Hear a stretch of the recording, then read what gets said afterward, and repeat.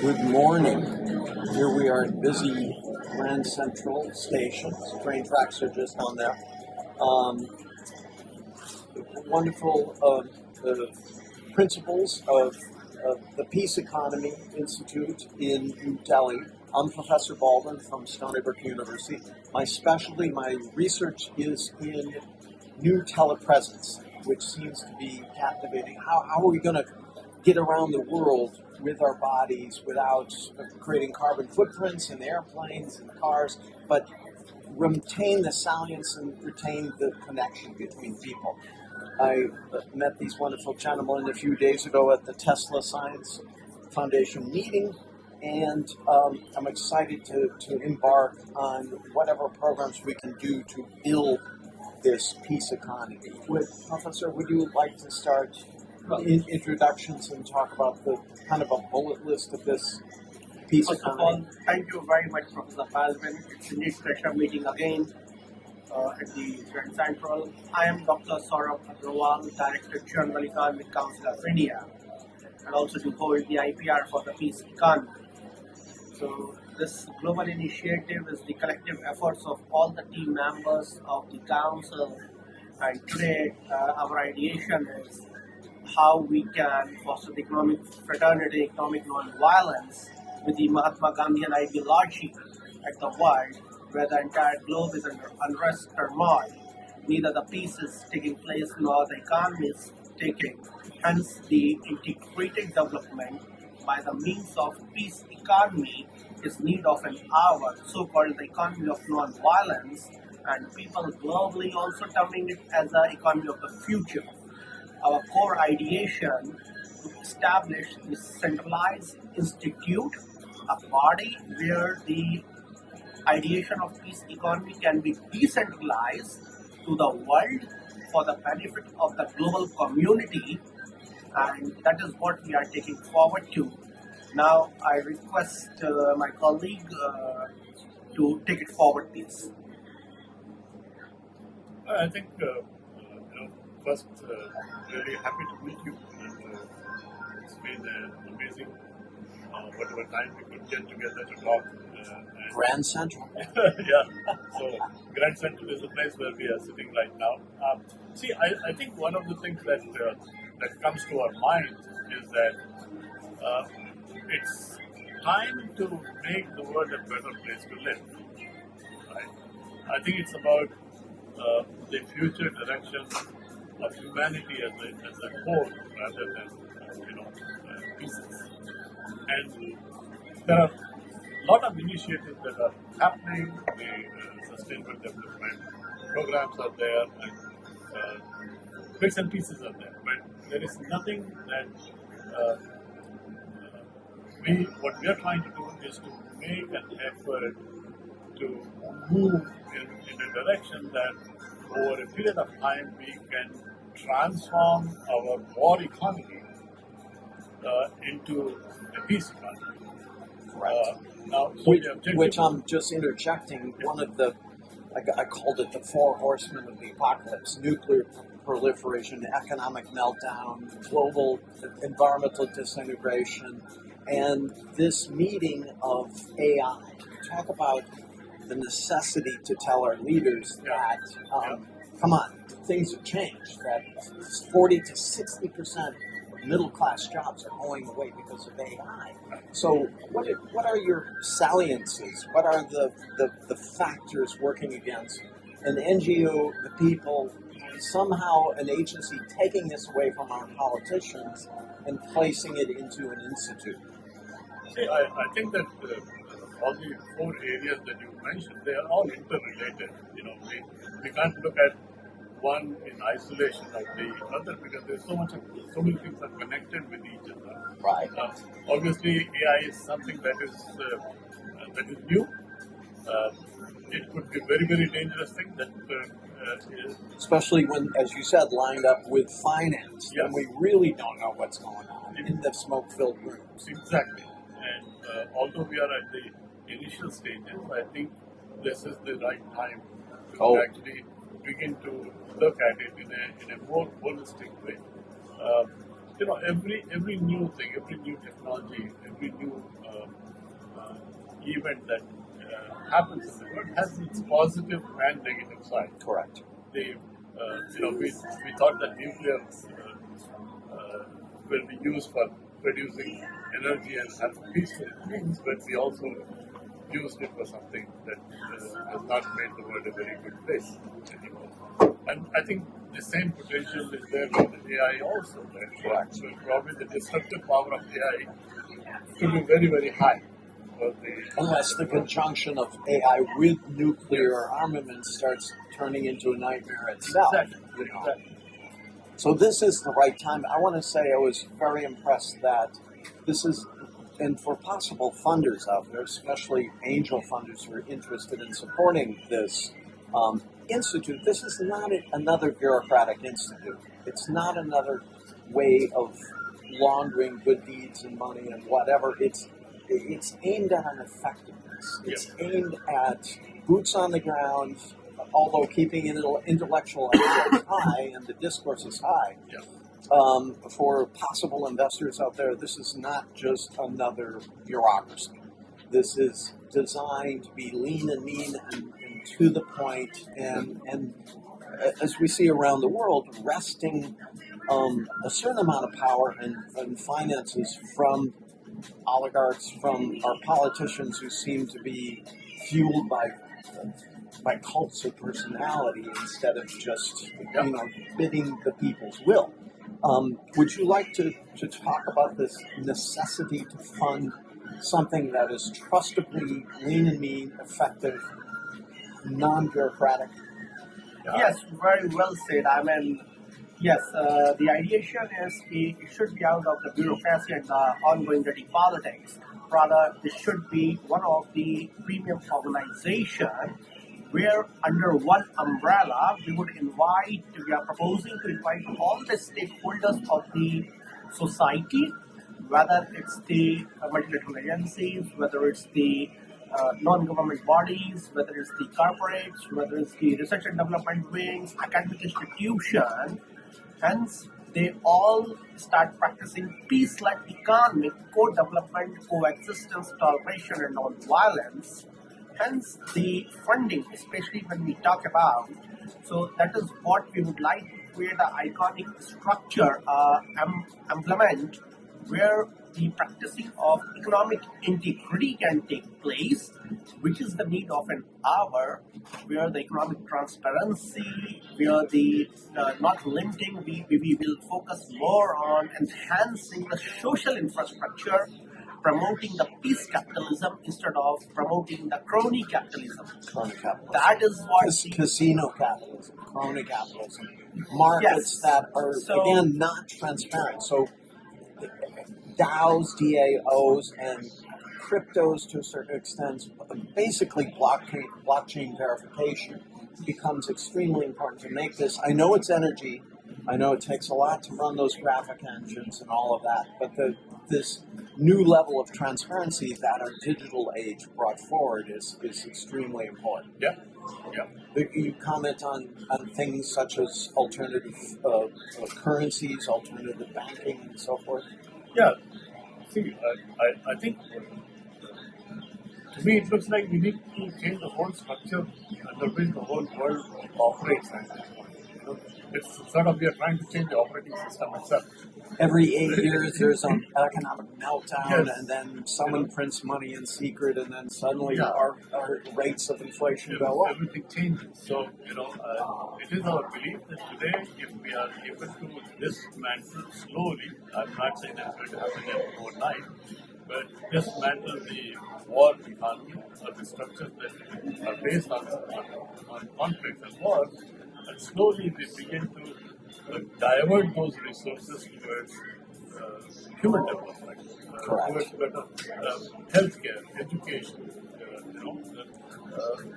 I think we have enough money that is being pumped into the war economy, more than what we need to make to fight poverty, to fight hunger, to take care of health.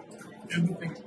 And to fight exploitation by these mysterious smoke-filled rooms, which we call banks. Adding on to this, as rightly said, where are we heading to? Optimization of resources or exploitation of resources, optimization of profit or maximization of profit. That's what the difference is between the war economy and the peace economy, so-called the peace-led economy, co-development. Today, when we're talking about the AI is a boon or curse today. Presume if the space war starts using the AI for the human construction or human destruction. That's what today somewhere we need to go with certain policy dialogue and the guideline where the destruction is at the peak, and hence we have to come with a new mechanism. Reason is why we all are sitting, why the UN was established. Simple. Post World War II, it was the need of an hour to entire revive the system, review the system, and come with a new alternate mechanism. And finally pull apart colonialism from the 19th century, which your country suffered under 200 years. Yes. The World War II was decolonization of England, basically. Correct.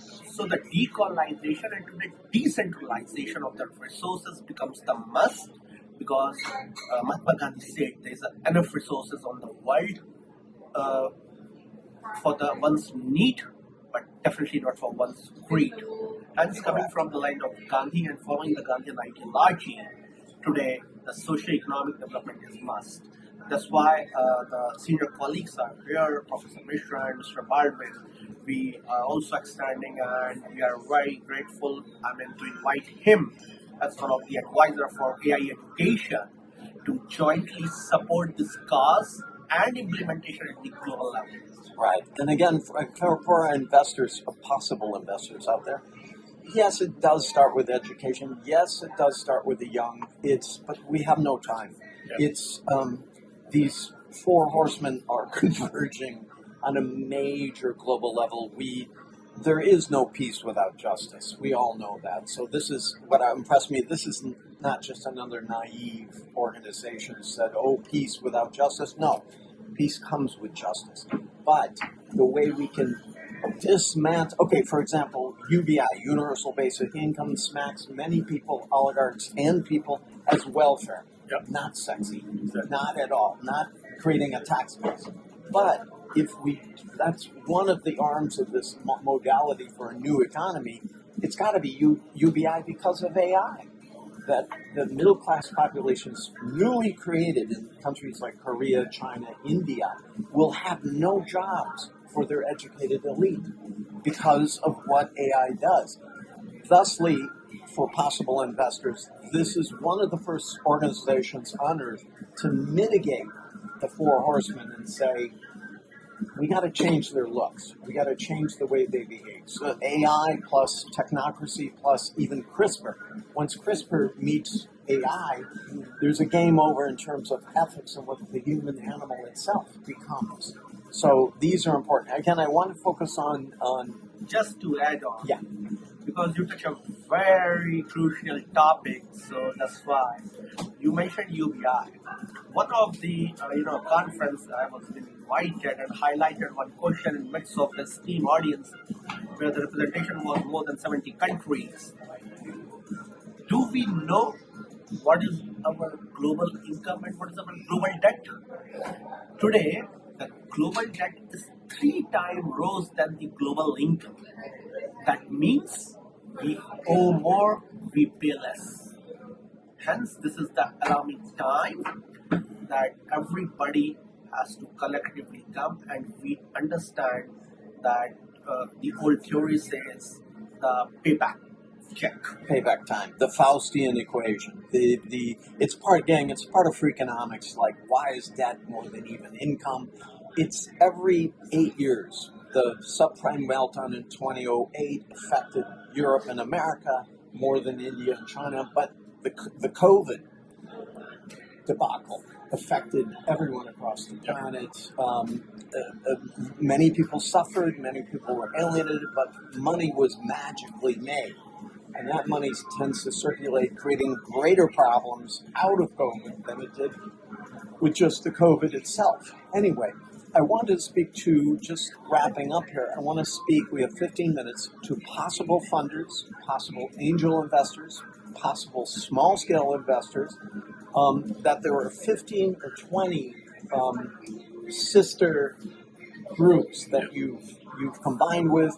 As an expert in telepresence and digital spaces, I want to say that I would like to set these up all over the world as a possible way to direct horizontal structured forums for people to talk about peace studies and peace economies, how to restructure everything.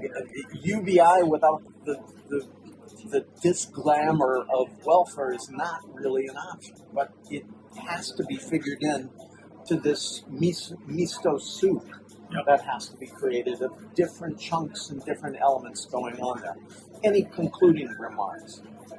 Yes, to be very honest, first of all, again, thanks to both of you, special thanks to Professor Baldwin, and extended gratitude to Professor Kamlesh Mishra, who is the Chief Economy Advisor, Economic Council of India, and neck-to-neck backing behind and supporting this cause. Yes, the peace economy, as again I say, becomes the need of the hour, where a paradigm shift can take place, and the co-development and coexistence of the community becomes must, where toleration needs to be practiced, and hence the economy of non-violence, where the world resources can be optimized for a better world, but at the same time, as we know, we cannot feed the world with the empty plate. Hence, the strategic partnership, a collaboration, we are all welcoming, whether it's the VC, venture capitalists, angel investors, multilateral agencies. We are in fact in dialogue with some of the global organizations, and they are highly appreciating this idea.